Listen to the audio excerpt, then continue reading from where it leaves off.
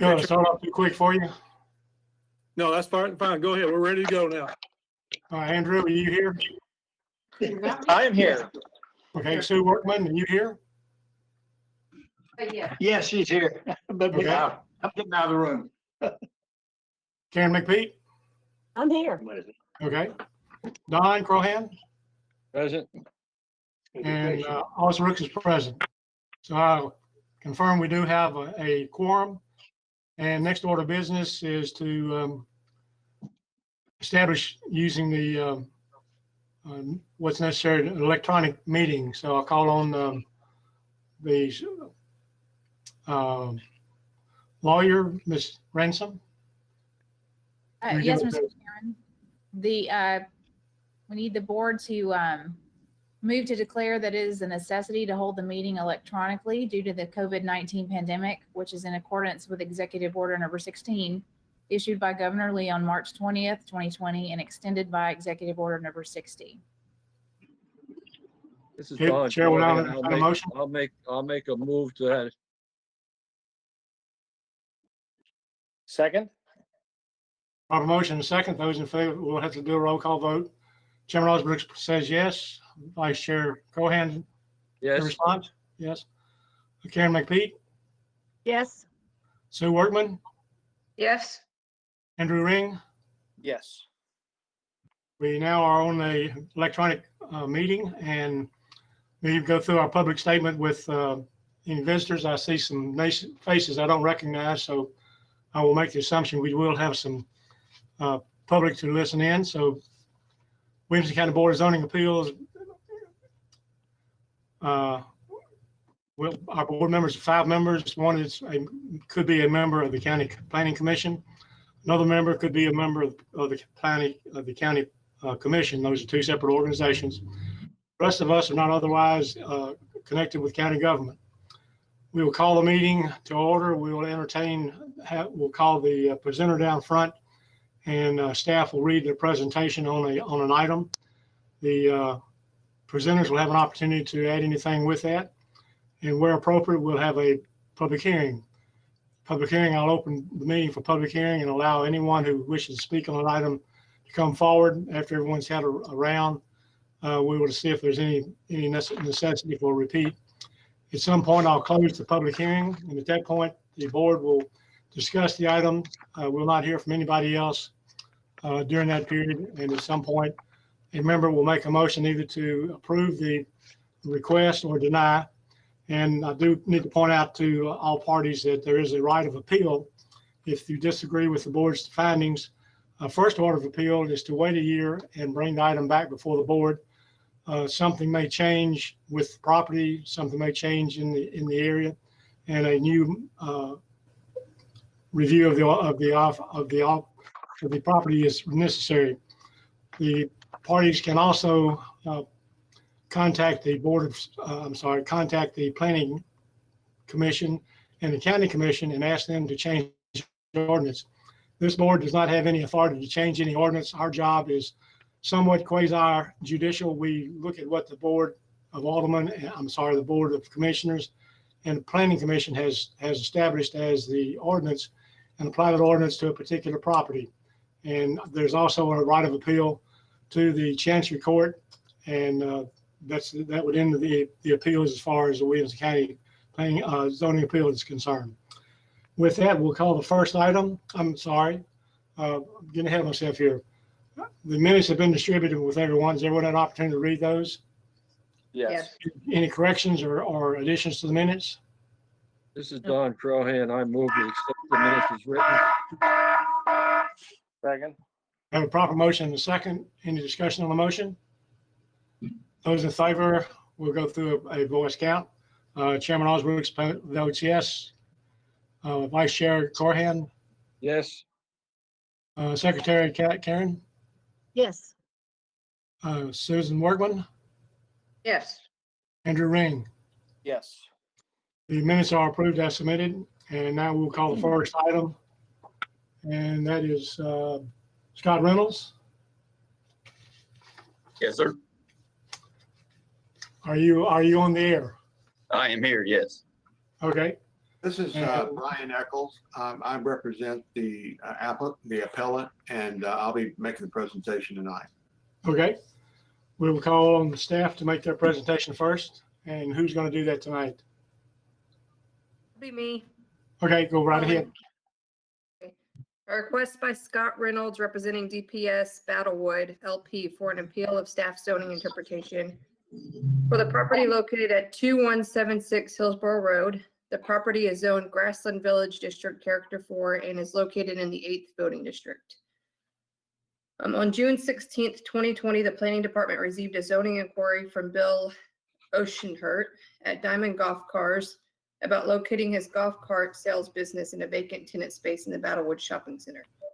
After reviewing the zoning ordinance, staff concluded that the business would be classified as automotive and machinery rental or sales within the vehicle machinery sales and service use category, which is not a permitted use in the Grassland Village Character 4 zoning district.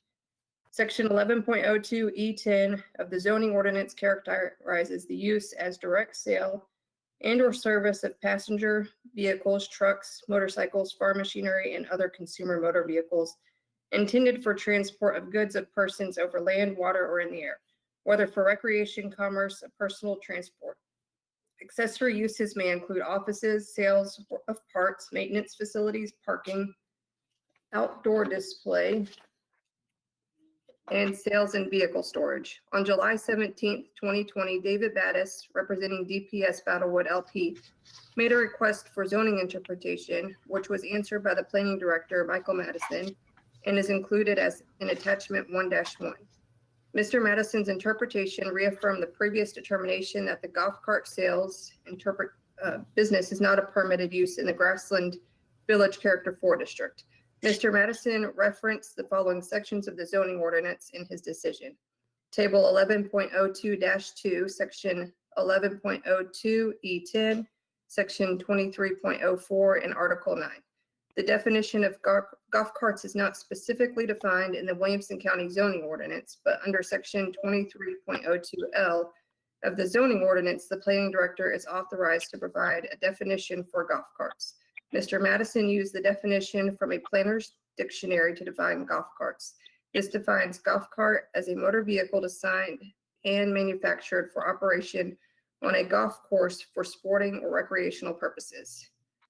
Scott Reynolds, on behalf of DPS Battlewood LP, has now appealed the interpretation to the Board of Zoning Appeals regarding the proposed use of the vacant tenant space for the sale and service of golf carts. The board's responsibility for appeals is addressed in section 5.03 of the zoning ordinance, which authorizes the board to affirm, reverse, or modify the administrative decision being appealed within 60 days of the public hearing. Mr. Bledsoe? I really don't have anything to add to that. I think the staff report is a good summary of where we are and how we got here. I will say the attachments, all of the sections that were referenced in the staff report were part of your packet, so I trust everyone had the opportunity to look at all those sections prior to the meeting. Okay. Who's going to be the speaker for the applicant?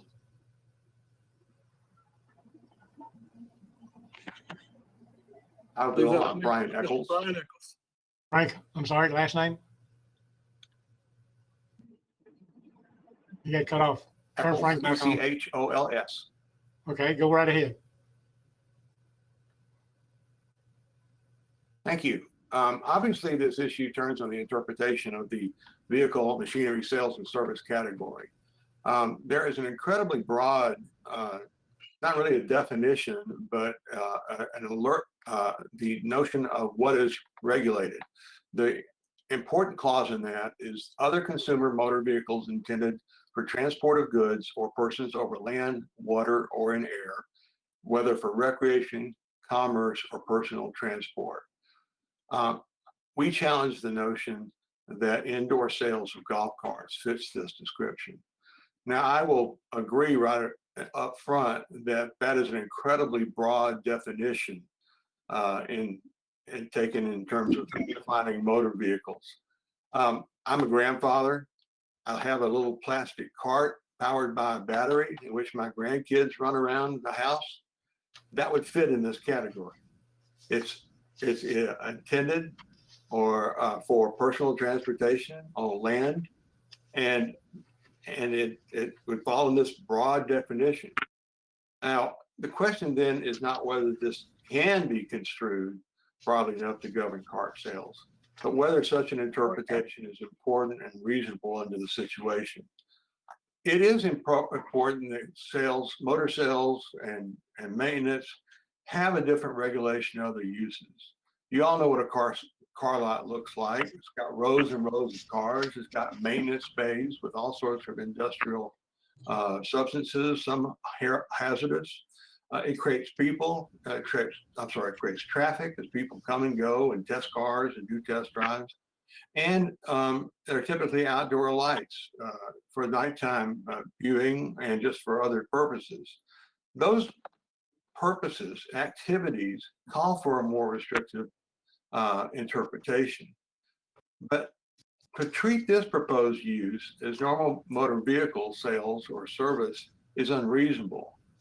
With my application for appeal, I provided copies of similar sales offices for the board's review.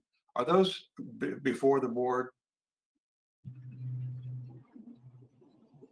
Are you referring to the photos? Yes, the photos. Yeah, let me see if I can pull those up for you.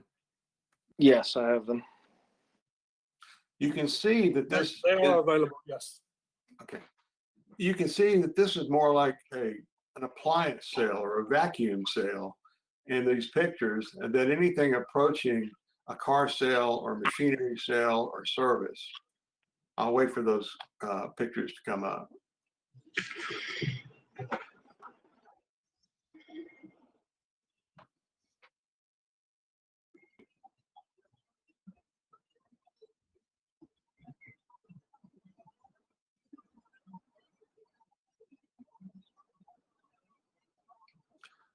There's 3 pictures here, 2 of the sales floor and 1 of the maintenance space in the rear. Once again, these are clean, they're indoors, they're completely encapsulated in that area. And the maintenance is not like a car maintenance facility. It's simply like replacement of batteries or tires or things like that. So it is completely different from the normal intention of this category in the zoning ordinance. Now, adjacent to this proposed space is a Tractor Supply store, and it's a retail shopping center. In that store, sales of an ATV and off-road vehicle are taking place and have been permitted by the county. Now, I don't raise this to say that the county is being inconsistent in its interpretation. I raise this point simply to emphasize that the indoor sales of golf carts is no more disruptive or unsafe or inconsistent with a retail shopping center than an indoor sales of ATVs in a Tractor Supply. Therefore, these restrictions are not rationally related to the proposed sale of golf carts in an indoor setting. Now, in the planning director's interpretation, he asserts that the zoning ordinance does not specifically define golf carts. I disagree. It is defined as a motorized cart. Section 23.04 of the zoning ordinance says a motor vehicle having no less than 3 wheels and an unladed weight of 1,300 pounds or less that cannot operate at more than 20 miles per hour, e.g. golf cart. So we already have a category called motorized carts that clearly fits the golf cart scenario. There is no definition of motor vehicle other than that contained in the vehicle sales description. Golf carts, however, are specifically included in the definition of a motorized cart and should be regulated accordingly as a separate class of motor vehicle. Mr. Bill Oxenhurt of Diamond Golf Cars is on the phone, and he can answer any questions, and I would be happy to answer any questions or comments you may have. Okay. Who else is wishing to speak during this phase?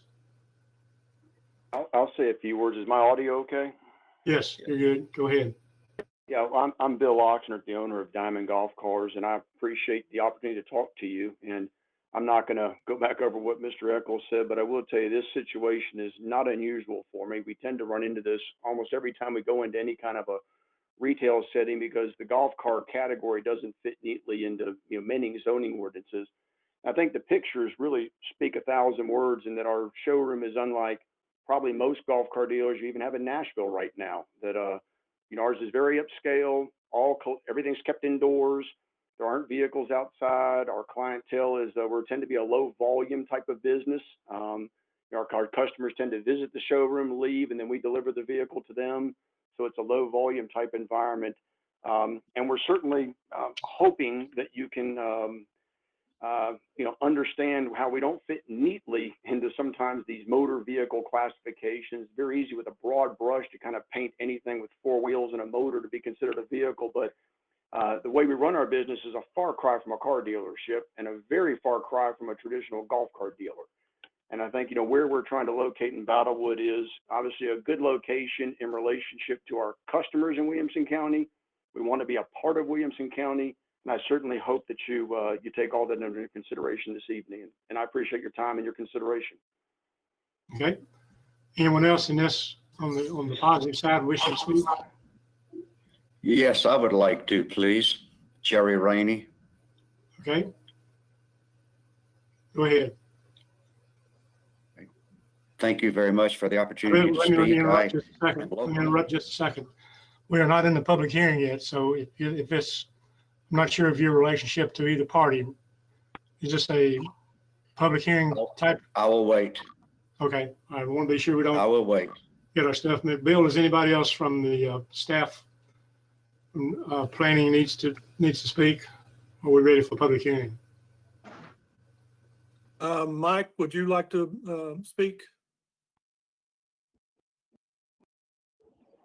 Yeah, sure. So I'll be fairly brief. Good evening, everybody. I won't take up too much of your time. I know that you have read both my interpretation as well as the memo that was included in your agenda packet. I think Holly did a good job of covering the issues in her staff report. This did start with an inquiry to our department as to whether this business would be an allowable use within the Battlewood Shopping Center. And so in situations like that, our inclination is always to first try to make it work for the applicant. That's the way we approach things. But we also have to do that within the framework and the confines of the language of the zoning ordinance. And so when I'm faced with something like this, my job to determine whether there's going to be negative impacts of the use. It's not my job to determine whether it would be a beneficial use for the shopping center. I don't have any doubts that it would, or that it potentially could be. My job is to look at the particular business in light of the language in the zoning ordinance and determine whether it's classified, in this case as the vehicle rental or sales, or as general retail, and then make a decision based on that. So our decision in response to the inquiry, based on the specific language of the zoning ordinance, was that it would fall under that vehicle automotive rental or sales use. So the applicant, after receiving that response to the inquiry, asked for a formal interpretation. I went back and looked at the ordinance again. And, the job that I had at that particular time was not to consider, how well the business is run or anything like that, but rather, does it meet the criteria of this particular use? And I felt like that the proper decision was made initially, again, just based on the way the zoning ordinance reads. Okay, thank you very much. This time I will open the meeting for a public hearing. Those people wishing to speak on this item need to let Bill know you're either on phone or in the area. So Bill, if you will call roll for the public hearing, we'll let those folks start talking. Okay, we did have a couple of calls for the public hearing for informational purposes. We did have one that had an opinion but didn't give us anything in writing for the record. Do have, I believe, some people who are requesting to be part of the meeting. I believe one that has a name, I think, is requested to speak. Mr. Brian Gill, are you present? Would you like to speak?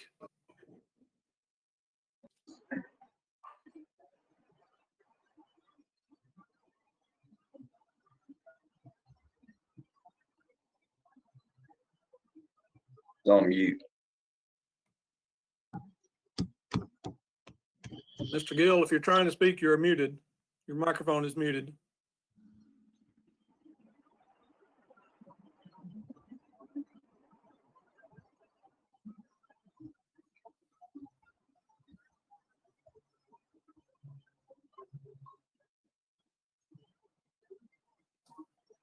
Okay, I don't seem to be hearing from Mr. Gill.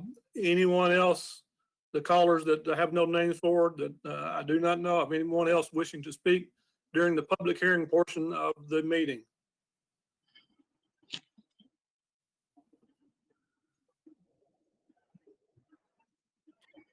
Barb Surgeon would like to speak, Bill.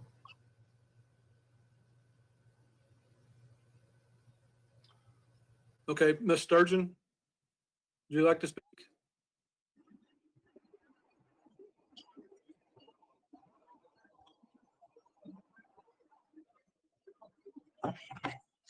Okay. I think Jerry should speak first. He spoke up before I did. Okay, Jerry. Okay, I'll be glad to follow you, Barb, either way. I have spoken, I'm Jerry Rainey. I live in the neighborhood and I serve with Barbara in the 8th District. And I've spoken with the folks in the neighborhood. I have found no objections to having a golf cart sales place there. I respect the effort that's gone into this by staff. And after having interviewed quite a few people around there, found a lot of not know that this question was being asked. I found no one that had any objection to this. In fact, quite the contrary. Most of the merchants that I talked to said the more people coming in to shop, the better for everybody. I also visited with Mr. Philip Craig, the manager of Tractor Supply, and I'm a regular customer of Tractor Supply and have been for a long time. And I would agree with some of the first points that were made. I believe Mr. Eccles referred to it. I know that you can buy a 4-wheel vehicle with 2 seats in it and a steering wheel and 4 tires from Tractor Supply. I've actually bought electric motorized vehicles there myself, fit that description within the past year, 2 years, well, since Tractor Supply in Brewer Ashland was open. So based on the conversations that I've had, and I respectfully ask that this be interpreted to allow them to open this golf cart shop. I have had no one object to it. I personally don't object to it. In fact, I really feel strongly that this is an opportunity to fill up the space, and I can't say that it would harm anyone. I don't see this as autos, for example. I can't go along with that line of thinking, even though technically I have read all of the work that you put into it, Mike, and I appreciate that. But I think it's unreasonable to make it that specific. And I would ask that this not be disruptive to anybody and that we approve it would be my recommendation for you. Thank you for giving me a chance. Okay, Ms. Sturgeon, you go ahead. Yeah, I understand Mike's interpretation and I can see why he came to that conclusion. But after looking at the pictures, I think that this is I'm not saying that I'm qualified to interpret the zoning ordinance, but I don't see any negative impact for putting a golf cart purpose in that space. I think I read something about maybe Mike was concerned they'd be driving these carts around the parking lot. Is that a realistic possibility? Bill, can you answer that? Yes, I can speak to that. We do, customers will do test drives. They're guided, and we generally have a route. We do, where our current store in Birmingham is in a very busy shopping center. But we have a defined route where they don't drive through the parking areas. We keep them out of, they're not in the parking lanes. We generally go out back with them and test drive if they want to test drive. And probably 20% of our customers actually want to drive the vehicle before they buy it. They're guided, meaning one of our staff goes with them. So it's not that they're just left alone with the keys and driving through the parking lot for safety. We don't do that. But generally they'll go around the rear of the building with us. We take a test drive out back, and then the car goes back inside the store. Well, I respect your all decision, but the people I've talked to don't seem to have a problem with it either. So, but I'll let you do your business. So. Okay. Anyone else wishing to speak on this item?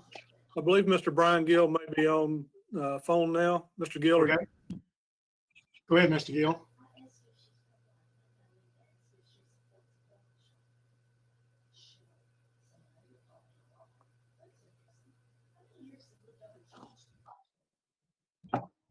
We're losing.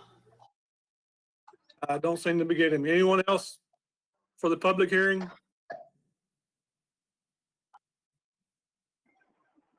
I believe all the faces I see on the screen have spoken. Is there anyone in Unless we can get with Mr. Gill. I know he represented one of the businesses in the area, but if we can't get him his microphone going or telephone going, then I know of no one else is wishing to speak at this time, Chairman Osbrooks. Okay, I'll make one more plea. Anyone in hearing distance here wishing to speak on the item tonight in the public hearing, if you wish to do that, please let us know. Apologize for some of the difficulty we're having with the electronics here, but this is what it is. We have these kind of things most every time we get together like this. Bottom line, I want to be sure everybody's got an opportunity to speak if they so desire. I'm getting ready to close the public hearing, and I will tell you, once we close the public hearing, we will not hear from anyone but the 5 members of the County Planning Commissions, County Zoning Commission. With that, I will close the public hearing, go to the board for questions, comments, concerns. I believe, Don, you were up. Go ahead.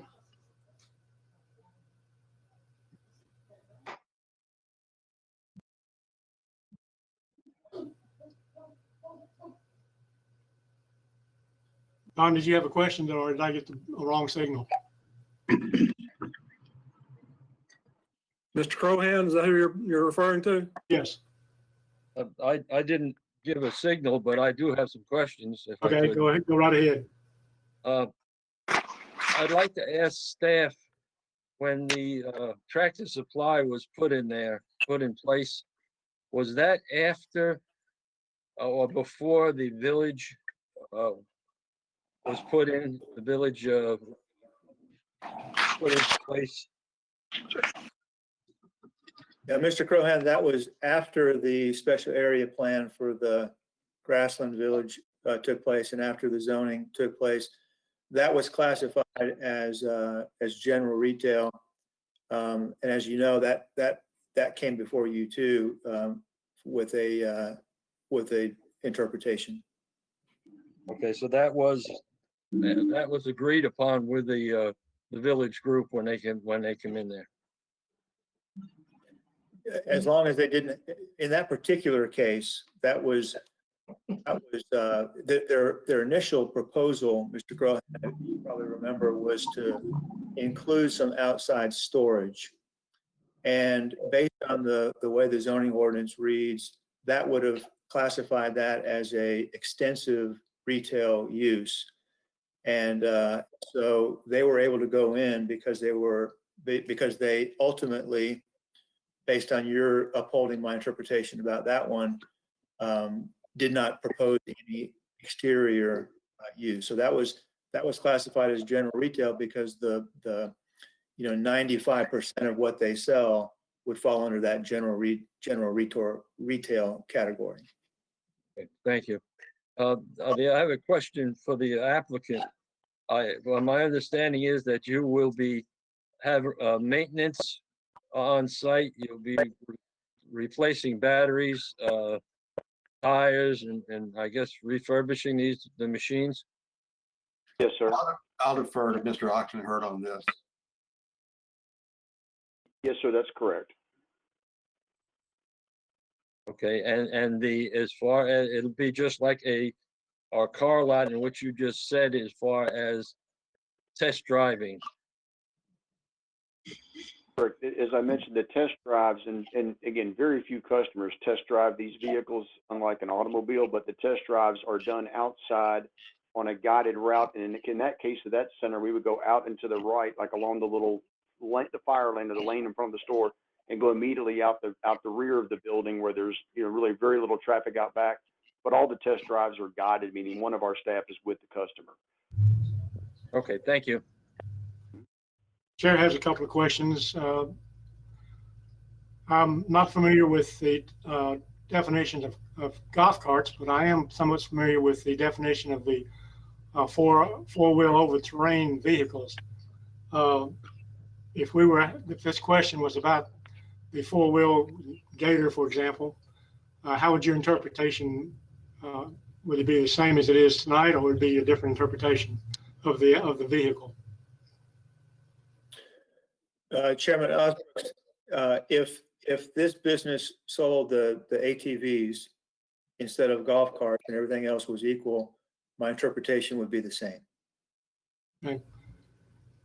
What distinguishes the golf cart from the all-terrain vehicle in your mind? Is that for me, sir? Yes. You know, based on the specific language of the zoning ordinance, I don't think there is, you know, any difference in this context in terms of determining whether it's a permitted use or not. And I say that because of the terms, you know, recreational purposes and, you know, the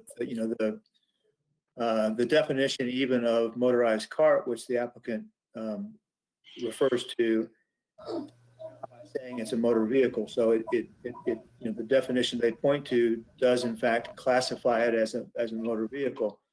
So I think the same would be true for an ATV or an RV or something, you know, like that as well. Okay, thank you. Other questions from the board? Yes, it's Andrew Ring. Go ahead. Go ahead. The pictures that were included, where were they taken? Where are they from? Those pictures are in our Birmingham showroom. Is it a similar type shopping center to what we're talking about in Battlewood Shopping Center? Yes, this is a very, if you're familiar with Birmingham, this is on Highway 280, which is a very high traffic shopping center. Our neighbor is a PGA Superstore. There's a Planet Fitness, probably 4 to 5 restaurants, an ABC store, hair salons, a very Compass Bank, CVS, a very higher volume than the Battlewood Center in terms of traffic. Thank you. Karen, you had a question? Well, I do. So I guess mine is for staff too. Because if we change the definition for golf carts, would that also include the sale and display of boats and motorcycles? And I mean, does that open the door for all these other things that are now limited? Karen, I think it would potentially open the door for similar vehicles that are not, you know, generally thought of in the same vein as automobiles, but that based on the strict language of the zoning ordinance, you know, would have the same characteristics. And this is in a smaller, this is a village. Is that what we're calling this? A village area? So it's not really a town population. It's more of a local area. Is that right, Mike? It's a village. The zoning district is Grassland Village Character Area 4. Yeah.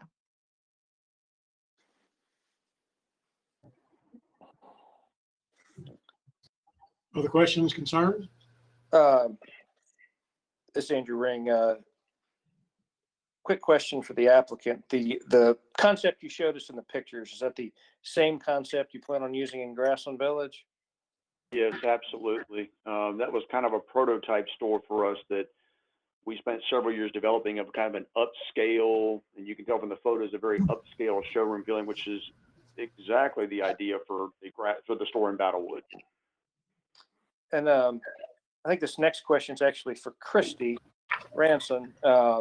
So as I see the question, although I respect Mike Matherin's opinion on whether it's automotive machinery and rental sales, what I think the board's being asked to do is not, although that's technically correct, it's not a more reasonable characterization of it as retail sales and service general, which I think is what Tractor Supply fell under once they moved their outdoor storage indoors. And looking at the 11.01 use tables, that is permitted in the Grassland Village, which is how we ended up with Tractor Supply there. So I guess the question to Christy, is that a reasonable question that we as a board can answer? Is that would be a more appropriate interpretation of what the applicant's trying to do, rather than have an automotive and machinery rentals or sales? So essentially, what you all are being tasked to do is to take the interpretation that the planning director has done, and you can either affirm that or you can reverse it. If you choose to reverse it, then you're going to step in the shoes of the planning director and you would be determining the interpretation yourself. So he has said that it is this use. If you disagree with him, then you step in his shoes and you say what use it is. And if the applicant is proposing a certain classification, and Andrew, you just went through those, essentially that's what happens. You either affirm that interpretation of the planning director, or you reverse it and state your own, essentially, in his stead. But again, let's just keep in mind, we're just talking about the use. We're not talking about the site plan. We're not talking about, if these people came in and they had a trashy golf cart store in Birmingham, that's irrelevant. I mean, what they've shown you in the pictures are lovely, but it's the use itself and not how it's necessarily carried out by this particular applicant, because you could have an applicant come in with, I guess an ATV store and ask the same question. So I just want to make sure we're focused on the use itself, not so much how it's going to be carried out, because the site plan will be reviewed by the planning staff if this turns out that it's an acceptable use in this zoning district. Understand.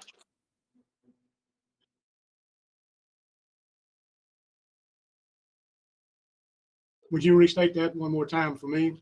The options tonight are approve or affirm the planning commissioner, planning director's interpretation, or provide an interpretation of our own. Is that correct? Yes, you would either affirm it or you would reverse it. And in that case, you would then step in the shoes of the planning director to say what the use is. The appeal section in 5.03 addresses modifying an administrative decision. That doesn't necessarily come into play with this type of appeal.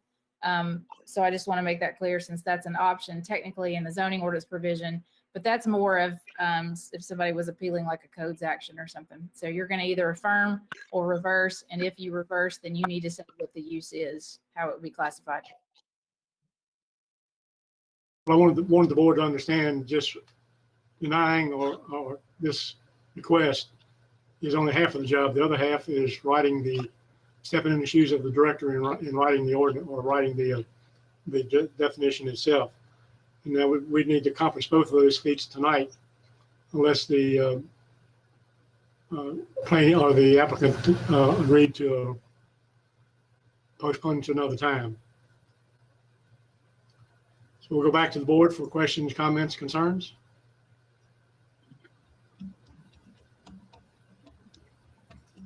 Well, Mr. Chairman, this is Don. Yeah. Rohan. Just to clarify and clear it up in my mind, what we're saying that the interpretation is that the golf court is a vehicle or isn't a vehicle. Is this? Or No. is this part of it? Mr. Crohan, this is Christy Ransom. What you're essentially saying is whether this proposed use, the golf cart sales, is either an automotive and machinery rental or sales use, as the planning director has interpreted, or it's a retail sales and service general use, as the applicant is suggesting. Okay, so if what he's suggesting, it would be where you would have any type of sales, not just a golf cart type sales. Yes, what the applicant is suggesting is that the golf cart sales is more akin to the use in the retail sales and service general than the automotive and machinery rental and sales. Okay, thank you.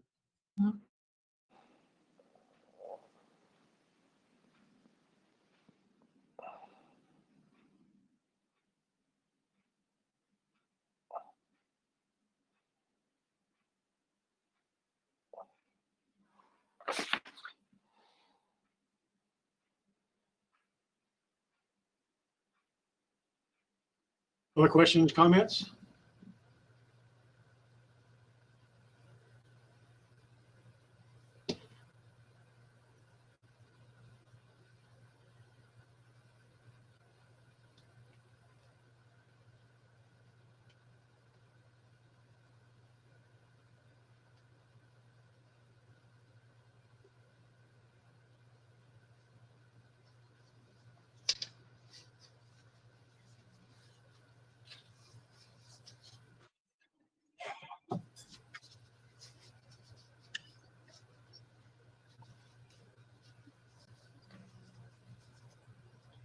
Question for staff. The staff agree with the interpretation, the difference between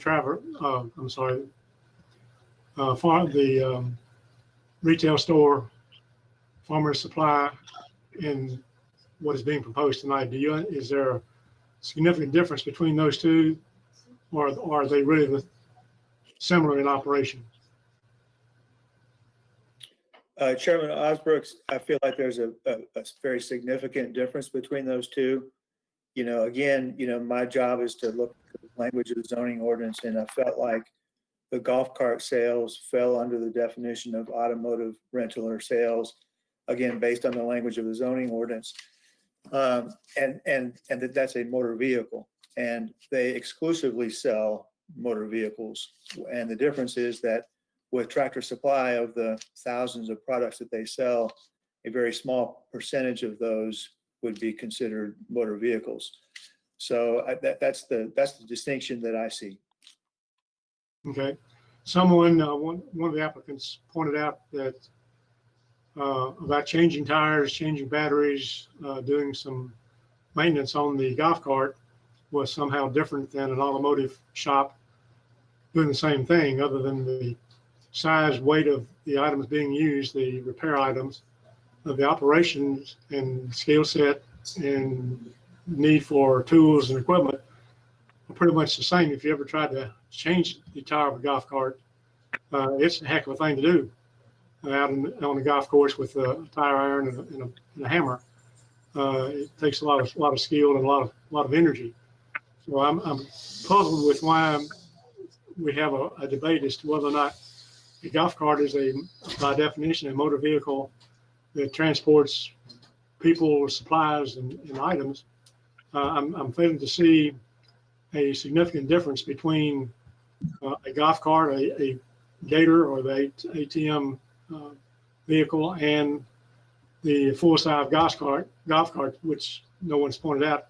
Sometime are 2 passengers, sometime are 4, sometime are 6. And I guess if you go down to Florida, you'll find an 8 or 10 passenger vehicle. They call it a golf cart. So if I'm missing something, please point it out. I'll put that to the applicant. Am I off base here on something? Let me know.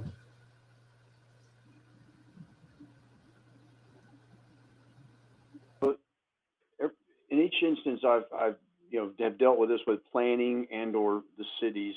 Service is always the one that tends to get the most attention because, again, I'm not an attorney, I'm not a zoning expert, so I can't speak for the fact that we may fit in, or we probably do fit into whatever category you want to put us in terms of a repair shop or an automotive. I do go back to trying to maybe understand a little more the spirit of the village concept, and the way we operate is very different from an automobile repair shop. In my current store, that was the biggest issue the city of Hoover had, because automobile sales and repairs aren't allowed in our particular retail setting. But once they understood that our service side, while it is a skill set and it is I'll call it a difficult thing to do, it's all done inside. It's not visible outside. It's in a very much cleaner environment than an automobile repair shop in terms of the amount of petroleum waste that doesn't exist in our business. To the type of work we do is generally very quick repairs. We do a good bit of it off site. Okay, a fair number of our repair work is actually done by mobile technicians at the customer's place of residence or business. So while it may be a definition, may be that we're an automobile repair shop or in a similar category, it is very different in practice or in reality from what an automobile repair operation is. And this is Andrew Ring. I will point out too that automotive and machinery repair is expressly permitted in Grassland Village C4, and I'm sure that's because Kirby's Garage and Grassland Automotive are located which are traditional garages, are located about 200 yards from the applicant's site.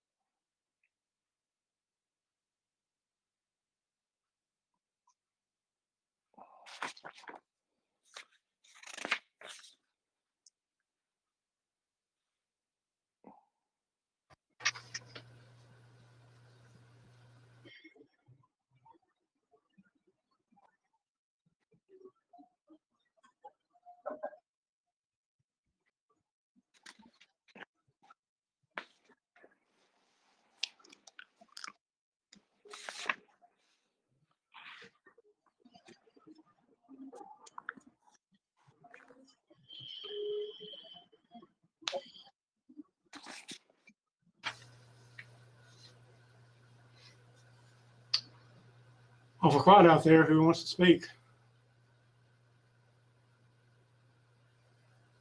Mr. Chairman, I will make a motion if everybody's ready. We're ready for a motion.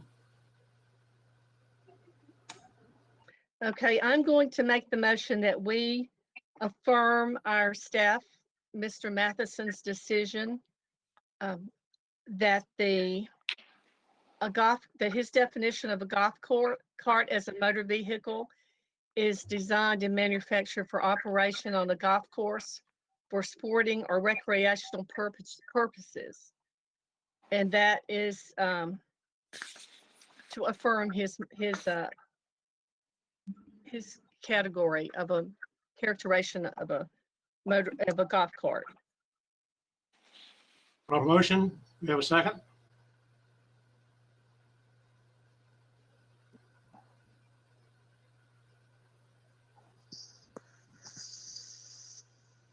Mr. Chairman, this is Don Crohan. I'll second that motion. And Okay, motion and a second. in my second, the definition of a motorized cart in the ordinance is as a motor vehicle. Don, I was speaking when you were, so repeat what you just said. I said in reading over what we were giving, it says the ordinance defines a motor vehicle cart as a motorized cart as a motor vehicle.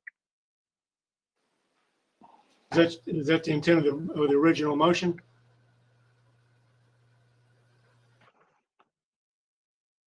Karen, was that your original motion? Well, I was using what Mr. Matheson had in the staff report. And it says a golf cart as a motor vehicle. So I guess that's the same thing as what Don is saying. Is that right, Don? That's correct. Okay, so you have one motion and you both agree on that motion. So we have a proper motion and a second. We have discussion on the motion. Anyone have any questions about the motion? Any comments?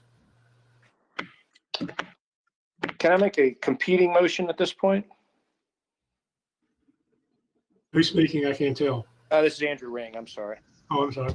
Yeah, you're, when you're talking, you're about 5 seconds ahead of what comes up on the screen. I'm having a little problem keeping up with who's talking. Andrew, what was your question again? I was going to ask if I could make a competing motion. You make an amendment to this motion, yes. Okay, no, I don't want to make an amendment to it. Okay.